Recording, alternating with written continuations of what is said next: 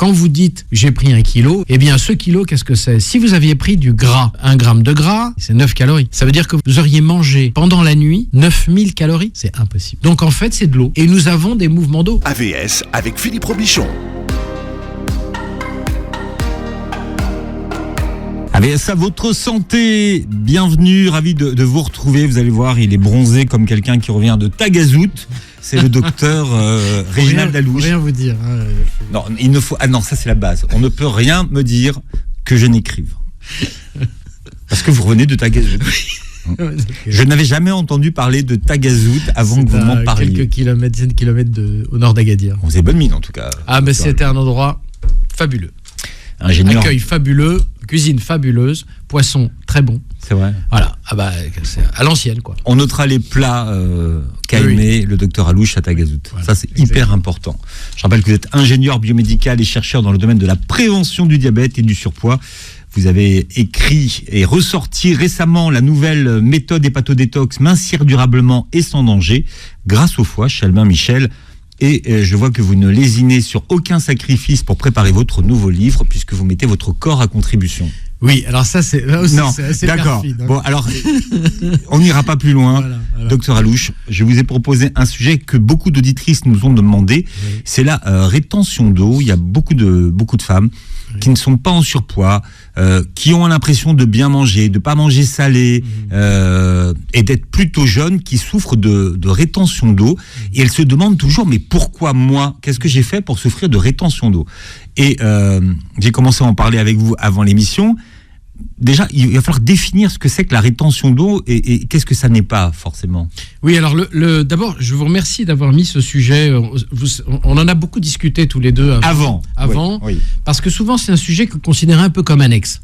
Alors, en gros, je garde mon eau, je gonfle, docteur. En fait, il y a plusieurs problèmes dans la rétention d'eau. C'est qu'en fait, c'est un symptôme qui a trait à beaucoup de spécialités. Ça peut intéresser le cardiologue, vous voulez dire, oui. Médical. Ça peut intéresser le cardiologue, ça peut intéresser le néphrologue, ça peut intéresser le gynécologue, ça peut intéresser le phlébologue, vous voyez, il y a plein de spécialités. Et quand une femme, en général, c'est plutôt les femmes qui sont préoccupées par ça, parce qu'elles sont plus hormonales, en fait, elles sont plus sensibles aux hormones, et les hormones ont une influence sur la rétention d'eau. Elles vont voir leur médecin généraliste, et en fait, elles lui demandent quelque chose d'absolument impossible, parce que c'est très très compliqué, la rétention d'eau. Ça a l'air comme ça, oui, je fais un peu de rétention d'eau. Mais il y a des tas de raisons pour lesquelles on fait des rétentions d'eau, et l'idée, c'est dans cette émission, d'essayer de comprendre quelles peuvent être les causes, et aussi quelles peuvent être les solutions, parce que les causes, c'est bien, mais les solutions, c'est bien aussi. Quand on parle de l'eau qui est retenue, oui. On parle de quelle eau? C'est de l'eau. C'est de l'eau que vous avez bu. C'est de l'eau. L'eau, quand vous la buvez, elle va se mélanger avec l'eau qui existe déjà, puisque notre corps est vraiment majoritairement constitué d'eau. Et cette eau, elle rentre, elle sort. Celle qui sort, vous la connaissez, c'est l'urine et la sueur. Donc on a une façon comme ça de sortir notre eau par la sueur et l'urine. Et donc, premier point, puisqu'on a parlé d'urine, on parle du rein. C'est-à-dire que si vous avez une fonction rénale qui ne fonctionne pas très très bien, eh bien à ce moment-là, vous pouvez faire ce qu'on appelle des œdèmes. œdème, O-E-D-E-M-E, c'est en fait de l'eau qui se collecte souvent dans les membres inférieurs. Hein. Vous savez, souvent, il y a ce signe qui est très intéressant quand on est en 3e année de médecine, on nous apprend le signe du godet. Le godet, qu'est-ce que c'est ? C'est vous avez un patient qui est alité, malheureusement, il est là depuis quelques jours, donc comme il ne bouge pas, l'eau stagne, l'eau dans ses jambes stagne et dans ses mollets, et vous appuyez sur la peau, et si la surface que vous avez un peu écrasée reste écrasée, et bien ça s'appelle un godet, vous avez fait un godet. C'est le signe du godet, ça veut dire qu'il y a un œdème des membres inférieurs, et un œdème des membres inférieurs, pour le combattre, on va probablement proposer des diurétiques, ou de la mobilisation, le kiné vient, on bouge, on fait marcher, peut-être on surélève aussi les jambes, on en parlera tout à l'heure, pour que le retour veineux se fasse dans de bonnes conditions. Voilà. Et moi je pensais que la rétention d'eau, c'était ça, c'était l'œdème. Ah non, la rétention d'eau, vous pouvez avoir de l'eau là. Dans les joues, sur le ventre. Les doigts, vous savez qu'il y a des gens qui mettent leur bague le matin, qui n'arrivent pas à les retirer le soir parce qu'ils ont les doigts gonflés. Exactement. Est-ce que ça, c'est de la rétention d'eau ? Tout à fait, c'est de la rétention d'eau. D'ailleurs, c'est souvent un motif de consultation pour les diabétologues, les nutritionnistes. Vous avez quelqu'un qui vient vous dire, mais docteur, j'ai pris 700 grammes cette nuit. D'accord ? 700 grammes cette nuit. Allez, 1 kilo. J'ai pris 1 kilo entre hier et aujourd'hui. Donc, 1 kilo entre hier et aujourd'hui, c'est très sérieux. Cette femme a pris 1 kilo. En vrai. Ouais. Mais c'est 1 kilo d'eau. C'est-à-dire que lorsque, par exemple, une femme est en période prémenstruelle, toutes les femmes le savent, elles ont le ventre qui est un peu ballonné, elles ont quelques œdèmes, tout simplement parce que les hormones sexuelles féminines vont favoriser justement ces œdèmes, cette rétention d'eau. On garde l'eau. Et cette eau, elle reste. Donc, pour rassurer nos auditeurs, quand vous dites j'ai pris 1 kilo, ça pourrait être 500 grammes, j'ai pris 1 kilo, eh bien ce kilo, qu'est-ce que c'est ? Si vous aviez pris du gras, 1 gramme de gras, c'est combien de calories ? C'est 9 calories. D'accord ? Voilà. Oui, un gramme de sucre et 1 gramme de protéines, c'est 4 calories, 1 gramme de gras, c'est 9 calories. Ça veut dire que vous auriez pris 9000 calories, vous auriez mangé pendant la nuit 9000 calories. C'est impossible. Même les coureurs du Tour de France qui ont besoin de stocker de l'énergie ne peuvent pas le faire. Voilà. Donc en fait, c'est de l'eau, c'est des mouvements d'eau. Et nous avons des mouvements d'eau. Puisque notre corps est majoritairement constitué d'eau, il est normal qu'il y ait des mouvements. Et ce mouvement, le sang, c'est quoi ? C'est de l'eau avec des éléments. Tout est eau. Le système lymphatique. Donc on va regarder toutes les causes. Et bien entendu, elles dépendent de l'âge. Quand vous avez 25 ans et que vous faites de la rétention d'eau, qu'est-ce que c'est ? Probablement, c'est soit vous avez alors il faut tout de suite écarter une maladie rénale, parce que si c'est une maladie rénale, ça c'est autre chose. Alors maladie rénale, c'est simple, vous faites un dosage de la créatinine, un dosage qui permet de calculer le débit de filtration glomérulaire, c'est-à-dire ce que le rein, lui, peut filtrer par minute, et puis vous faites un ionogramme sanguin. On va voir chlore, sodium, vous savez, potassium et ainsi de suite. Et là, vous savez à peu près si votre rein fonctionne. Si le rein fonctionne et que vous avez 25 ans et que vous avez de la rétention d'eau, et ben à ce moment-là, ça peut être, est-ce que vous prenez des contraceptifs oraux ? Est-ce que vous prenez la pilule ? Parce que certaines pilules donnent parfois des œdèmes, en plus de ce qui se passe dans le cycle. Voilà. Donc, deuxième chose, est-ce que vous prenez des anti-inflammatoires ? Là, on parle de quelqu'un qui a entre 20 et 30 ans, donc normalement, pas de pathologie. Voilà. Anti-inflammatoires aussi peuvent donner de la rétention d'eau. Vous voyez, donc ça, c'est le premier diagnostic. Alors, c'est certains médicaments contre la douleur aussi. Contre la douleur, tout à fait. Oui. Il y a aussi pour les diabétiques l'insuline. Qui donne la rétention d'eau, mais là on était 20-30 ans. On va faire par manche. Après, vous avez la partie 30-50. 30-50, est-ce que c'est un manque d'activité physique ? Le fait de tous les soirs canapé, pizza, coca, et à ce moment-là, on ne bouge pas. Les jambes, ça ne vous a pas échappé, sont toujours... Vous êtes assis dans la voiture ou assis dans les transports en commun, parfois debout, mais même debout en piétinant, ça peut favoriser des troubles veineux. Vous avez dans la famille des antécédents de problèmes veineux, vos parents ont des varices, enfin ils ont un retour veineux qui se fait pas. Qu'est-ce que ça veut dire un retour veineux qui se fait pas ?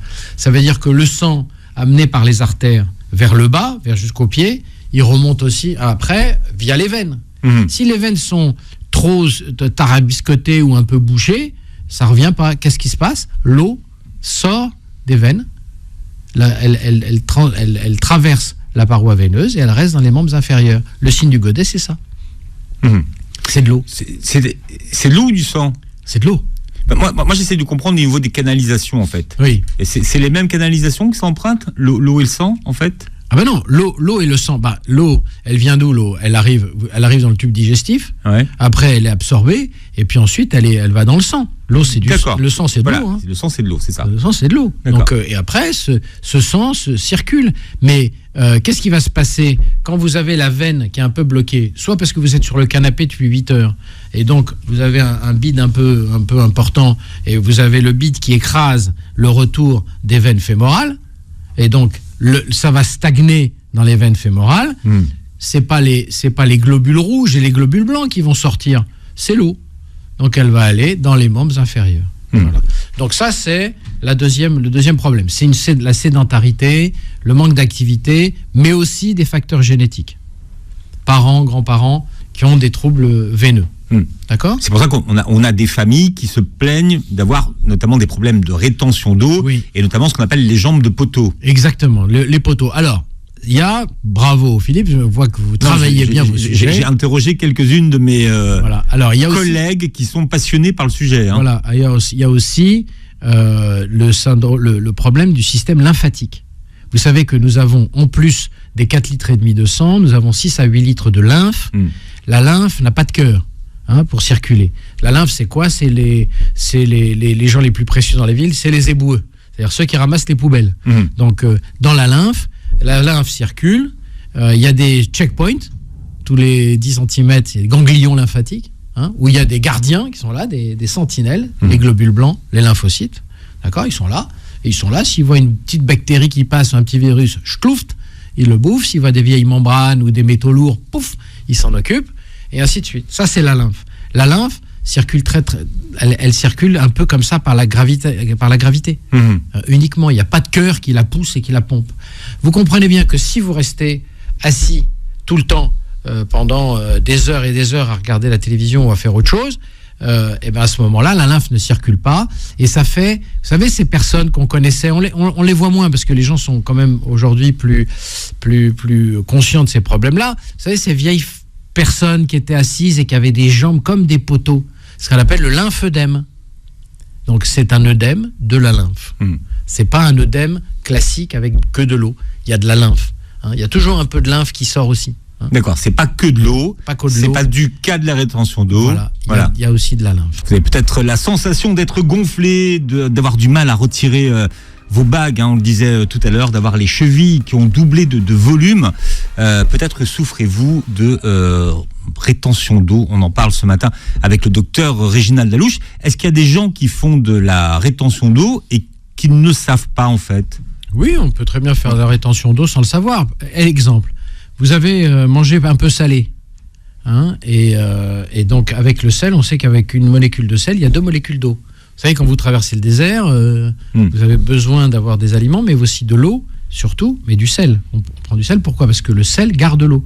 Donc, si vous mangez un plat très salé, vous allez garder l'eau dans votre organisme. Et cette eau, vous pouvez l'avoir sur la peau, par exemple.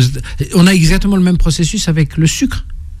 Une molécule de sucre, 2 molécules d'eau attachées. Donc, si par exemple, la veille, vous faites un anniversaire, vous mangez un gâteau très sucré, le lendemain matin, vous allez avoir une peau un peu... C'est difficile, c'est vraiment à la marge, mais une peau un peu épaisse, simplement parce que vous avez un peu d'eau qui a été gardée, parce que vous avez mangé soit trop salé, soit trop sucré, soit les deux. Donc vous pouvez très bien avoir un peu de rétention et ne pas le savoir, parce que ça ne fait pas mal en général la rétention d'eau, sauf quand on a une forte rétention d'eau au niveau des membres inférieurs, puisque vous savez bien que la première cause d'œdème des membres inférieurs, c'est l'insuffisance cardiaque. Quand on a une insuffisance cardiaque, le sang, le cœur, c'est facile à comprendre. La pompe marche pas bien. Et vous comprenez bien que pour ramener le sang au point le plus bas, c'est-à-dire les jambes, il faut que la pompe, elle ait encore de l'énergie. Quand le sang est pulsé vers le pied, il faut que ça remonte. Et ça remonte pas. Voilà. Et si en plus vous augmentez cela avec le problème génétique de l'insuffisance veineuse, c'est quoi ? C'est que dans les veines, vous avez des petites valvules qui empêchent le sang de retomber. Parfois, ces valvules, elles sont comme ça. Le sang passe comme ça, et tac, en redescendant, on ne peut pas redescendre. D'accord ? Mais si vous avez des veines qui ne sont pas de bonne qualité, qui ont la paroi et qui sont un peu écartées, il y a des fuites. D'accord ? Si vous avez aussi des maladies génétiques, familiales, variqueuses, vous avez ces risques-là. Voilà, donc c'est un sujet extrêmement intéressant. D'ailleurs, faire des œdèmes, je ne parle pas de l'anniversaire de la veille et de la peau un peu épaisse ou les mains un peu gonflées parce qu'on a fait un gros repas ou on a picolé aussi, quand on boit de l'alcool. Donc, mais quand on a des œdèmes, il faut quand même commencer à se poser des questions, aller voir son médecin et il va faire un bilan cardiaque, un bilan néphrologique, donc le rein, un bilan hépatique aussi. C'est quand on a des insuffisances hépatiques. Alors, on en connaît une qui est terrible, c'est les cirrhotiques, ce qu'on appelle l'acite. C'est-à-dire qu'ils n'arrivent plus à justement expulser l'eau, et elle se met dans l'abdomen, et ça fait ces acites qu'on est parfois obligé de pomper avec des vraies pompes, parce que ça fait beaucoup d'eau. Voilà. Donc c'est toujours un signe, un œdème. Hein.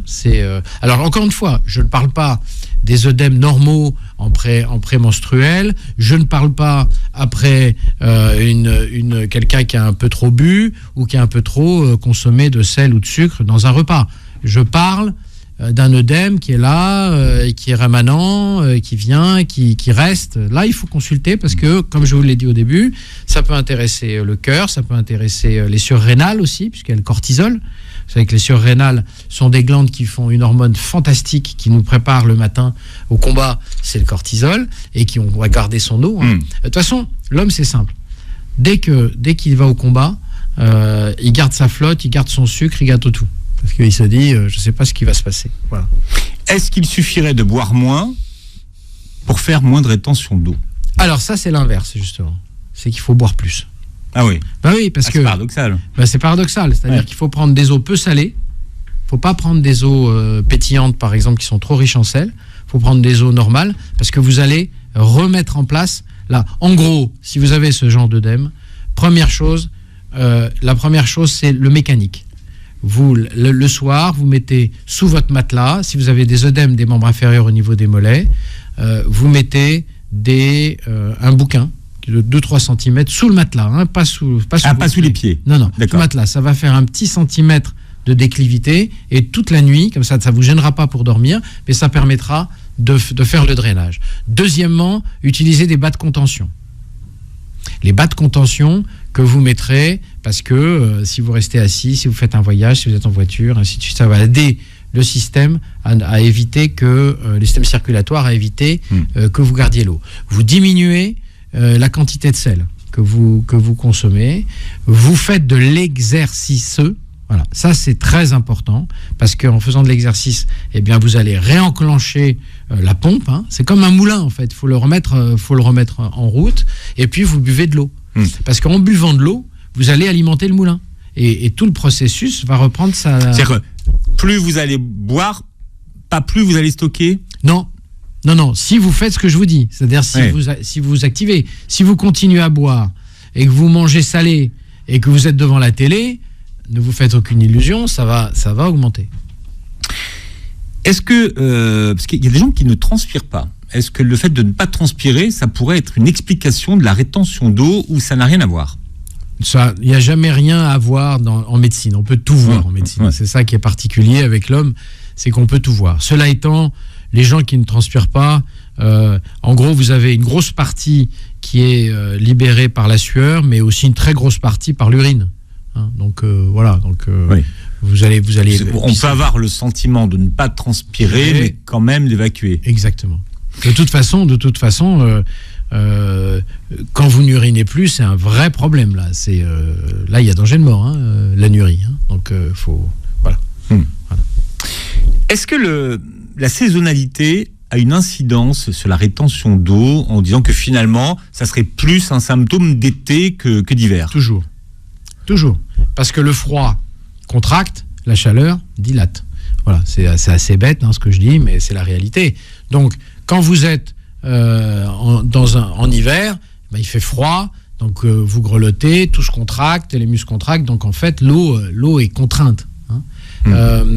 Et en été, effectivement, avec les températures chaudes, à ce moment-là, on a tendance à garder son eau. Pourquoi? Parce que ça permet de faire un régulateur de température. Hein. Si vous avez... pourquoi on met de l'eau dans les radiateurs? Parce que ça sert de régulation de la température. Donc l'organisme a tendance à garder son eau en été. C'est tout à fait juste, oui. Tout à fait juste. Alors, vous avez parlé du sel tout à l'heure, docteur Alouche, et du fait de manger salé. Oui. Alors, ça veut dire que si on fait de la rétention d'eau, il faut diminuer le sel. Ah oui. Oui. Et du sel, il y en a. Alors aujourd'hui, parce qu'on parle toujours du sucre, et pain, fromage. On dit qu'il y a du sucre partout. Il y a du sel partout. Il y a du sel partout aussi. Hein. Principalement dans le pain et le fromage. Oui. Hein, les deux grands fournisseurs de sel, c'est le pain et le fromage.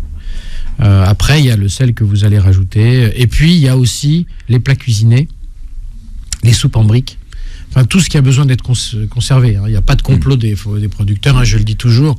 C'est que tout simplement, le sel, c'est un excellent conservateur et ça évite les proliférations. Donc, Et les sels minéraux, est-ce que les sels minéraux, on les fait rentrer dans la catégorie des sels ou pas du tout? Non, quand on parle de sel, on parle du NaCl, du chlorure de sodium. On ne parle pas du potassium, on ne parle pas de choses comme ça. De toute façon, vous savez que le potassium s'oppose. Il y a un équilibre dans l'organisme entre sodium et potassium. En général, s'il y a trop de sodium, il n'y a pas assez de potassium et ainsi de suite. C'est pour ça que quand on dit fruits et légumes, pourquoi ? Parce que dans les légumes, il y a énormément de potassium. Et ça compense en fait l'entrée du sel. Donc c'est toujours yin et yang. Il faut toujours un équilibre entre les deux. Parce que dire plus du tout de sel, c'est quasi impossible. Dans l'alimentation d'aujourd'hui, ça serait très compliqué. C'est très compliqué. Ouais. Alors, c'est pour ça que d'ailleurs les boulangers font des efforts, et ainsi de suite. Mais le fromage sans sel, c'est difficile. Moi, j'en consomme, par exemple, du fromage sans sel. C'est excellent. Mais c'est à pâte molle. C'est à pâte... non, il y a des pâtes dures sans sel, il y a du gouda sans sel, il y a de l'emmental sans sel. Il faut aller Moi, je fais quelques kilomètres. Mais l'avantage, c'est que vous pouvez le manger le matin, par exemple. Parce que c'est assez doux. Donc, avec votre baguette tradition, vous prenez du fromage sans sel. C'est pas mal, c'est très agréable. Qu'est-ce qu'on peut penser de tout ce qui s'appelle la vigne rouge, par exemple, la queue de cerise? Mais ça, c'est fait pour pisser, ça. Enfin, c'est pour drainer. Oui, excusez-moi, je ne devrais pas utiliser. Vous pouvez dire après maintenant. Vous savez, les médecins, ils sont parfois un peu comme ça. Comment il était, le docteur Alouche? Comment il est devenu? Voilà, c'est ça. Voilà. Non, mais en fait, il y a effectivement ce qu'on appelle les draineurs. En fait, les draineurs, vous l'avez tout à fait compris, il y en a deux types. Il y a les premiers qui sont des draineurs biliaires, c'est-à-dire qui vont faire en sorte que le foie va faire de la bile. Oui. La bile va permettre de digérer. Et puis, il y a les draineurs pour l'eau qui font que vous allez aller uriner un peu plus. Mais pour ça, il faut boire. Faut boire. C'est paradoxal. Mais c'est pareil quand on fait je prends un parallèle. Quand vous avez des œdèmes, c'est bien d'aller à la piscine. Pourquoi ? Parce que vous avez un bar de pression. Donc, en fait, sur vos membres, sur votre peau, vous avez de la pression qui va chasser l'œdème. Et en fait, avec les mouvements, vous allez recycler cette eau et vous allez vous débarrasser de vos œdèmes. Alors, il y a un autre effet de la piscine que vous nous avez appris quand on nageait. C'est qu'au bout d'un moment, on a forcément envie d'aller uriner, voilà. Justement parce que c'est le fait de nager comme ça qui... C'est en fait, quand vous nagez et quand vous faites du sport en fractionné, vous savez, vous faites par exemple un aller-retour cool et puis un aller à fond, où vous faites 300 mètres en joguant doucement et puis vous allez faire 15 secondes à fond.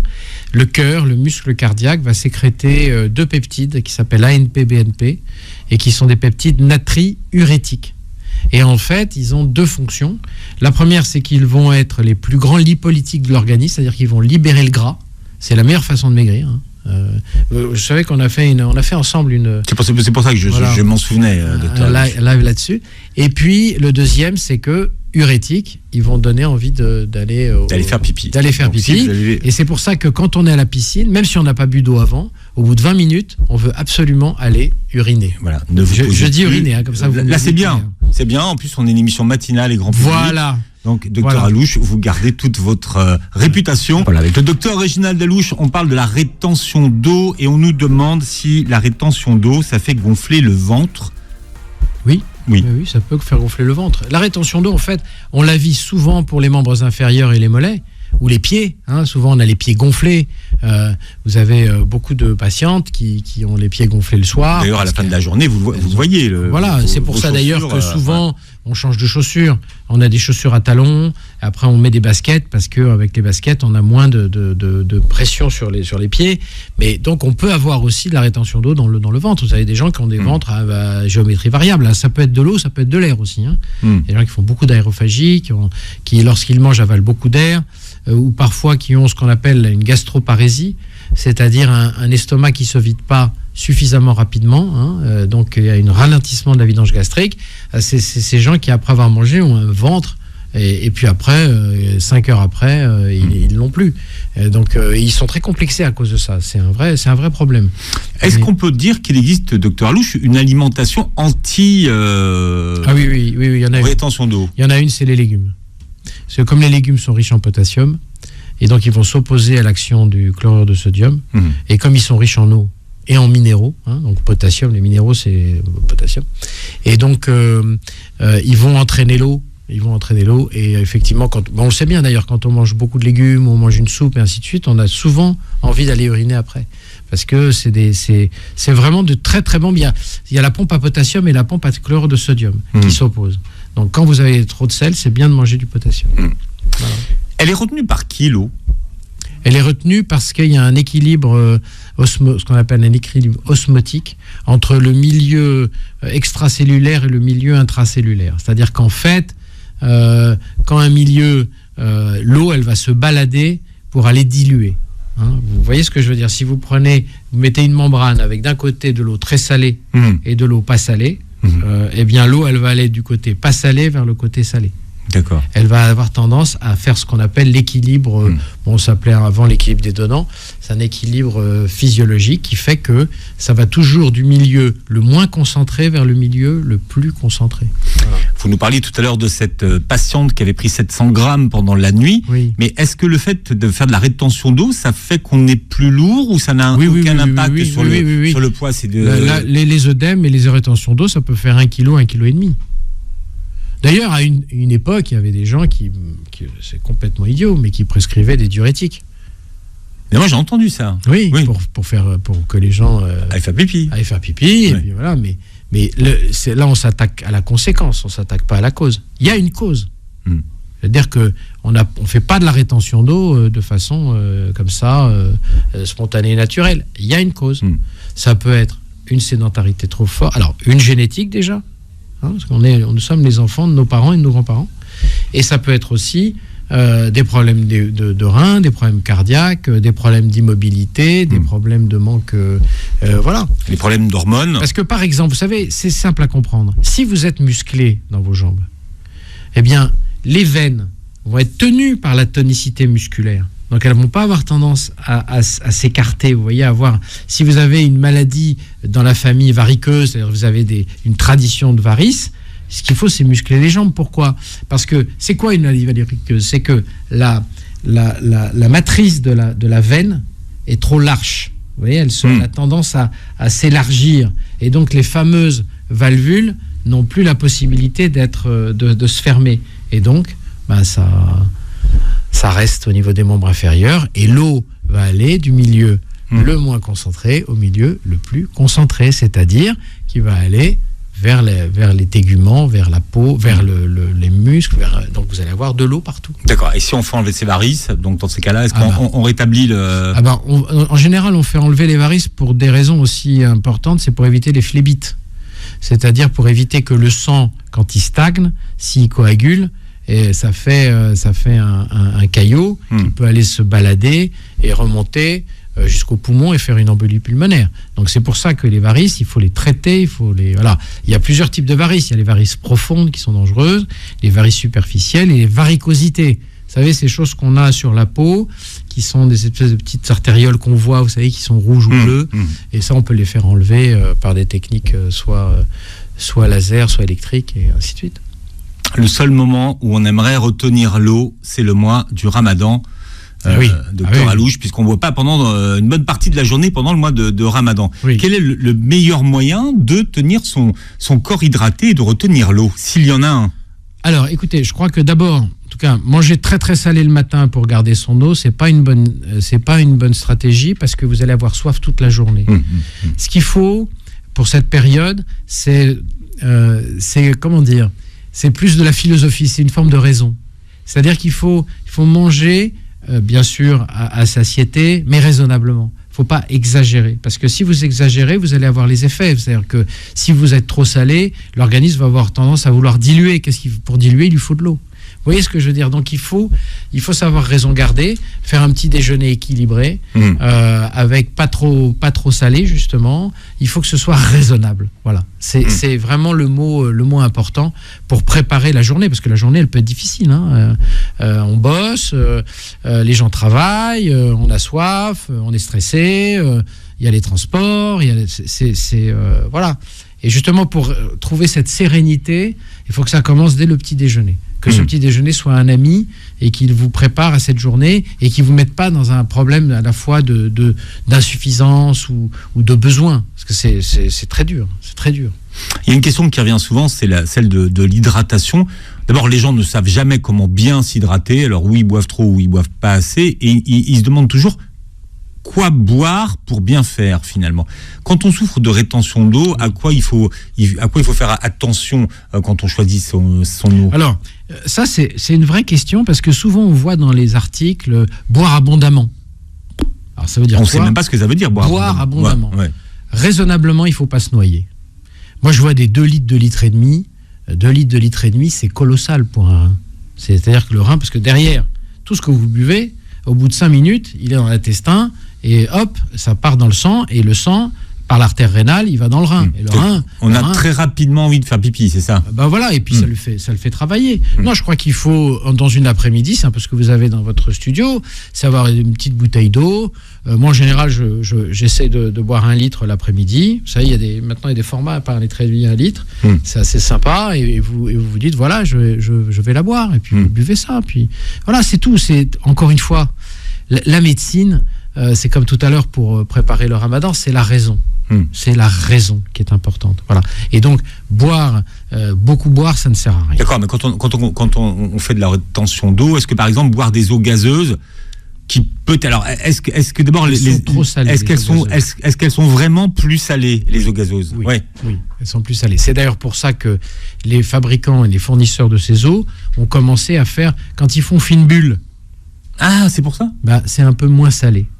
Donc ils ont commencé, il y a des grandes marques qu'on ne citera pas ici, mais qui ont commencé à diminuer la quantité de sel. Et c'est très bien parce que ça rend, il y a encore le côté pétillant qui rend l'eau plus sympa, faut quand même le dire, parce que l'eau plate, parfois on a envie de faire pétiller sa vie. Mais il y a moins de sel. D'accord. Et donc plus les bulles sont grosses, c'est plus l'eau est salée, c'est ça? Il y a aussi une eau qui est pas mal, c'est une eau qui est très riche en magnésium, que toutes les femmes enceintes connaissent. Qui commence par un H et qui finit par un R, parce qu'elle est riche en magnésium. Mais il faut savoir que... Oui, mais alors elle a des effets. Elle a des effets... supposés. Elle a des effets supposés, mais dans la rétention d'eau, on sait que le magnésium est un très bon traitement. Que souvent, il y a une hypomagnésémie et que c'est bien de prendre du magnésium. Donc si vous voulez cette bouteille d'1 litre, eh bien, prenez la bouteille... Qui fait aller. Qui fait aller. Non. Docteur Alouche... Non, mais c'est une eau qui va vous apporter le magnésium, qui va permettre de faire en sorte que la pompe qui va permettre de faire de l'urine dans de bonnes conditions fera cette urine dans de bonnes conditions. Bon, alors, et tout le monde se demande, docteur Alouche, pour terminer cette émission, ce que vous avez mangé de bon et de nouveau au Maroc. Alors, au Maroc, je dois vous avouer que... Est-ce qu'ils font du mesfouf déjà? Non, le mesfouf, c'est en Tunisie. Le mesfouf, c'est en Algérie. C'est en Algérie? Oui. Alors je comprends pas pourquoi moi j'en mangeais en Tunisie. Parce que vous étiez proche de la frontière. Vous savez, moi les frontières. Voilà. Mais non, au Maroc, je me suis régalé de poisson et puis de la salade marocaine, quoi. La salade marocaine. Mais moi je pourrais en manger matin, midi et soir. Mais c'est quoi, poivron? Concombre. Poivron. Non, je crois qu'ils mettent pas de concombre. Ils mettent tomates, poivron, oignon et un peu d'ail. C'est absolument délicieux. Ça vraiment. Alors la salade marocaine, autant que vous voulez. D'accord. Parce qu'il y a des légumes, il y a du citron, il y a une bonne huile d'olive. C'est des légumes, c'est bon. Un poisson grillé à côté, mais franchement, c'est incroyable. Et pas un nouveau plat. Non, j'ai pas tenté les. Bon, il y a les traditionnels tagines qui font la gloire du Maroc, mais moi c'est pas mon truc, les plats cuisinés. Pastilla, tagine, non? Oui, c'est bien, c'est bien. Moi je suis pas très cannelle en plus. Voilà, donc voilà. Mais j'ai adoré ce que j'ai mangé là-bas. En plus, vous savez, c'est ce qui est intéressant, c'est le littoral authentique. Vous avez des petits restaurants qui sont au bord de l'eau, où les prix sont raisonnables, les gens sont sympas, ils sont souriants, le poisson est bon. À un moment, on vous dit non, il n'y a plus ça parce que c'est le poisson c'est la pêche, quoi. Ça, c'est des choses, je vous assure, ça fait un bien fou de redécouvrir ça. Le docteur Alouche de retour sur Beurre FM. On a veillé à ce que personne ne passe derrière vous pendant qu'on filmait l'émission Docteur Alouche. Comme ça, vos fans pourront vous voir sans être dérangés des yeux. Merci d'avoir été avec nous. Merci de m'avoir invité. Vous réécouterez l'émission en podcast sur beurrefm.net et vous verrez bien sûr la vidéo sur notre chaîne YouTube. Très belle journée santé sur Beurre FM.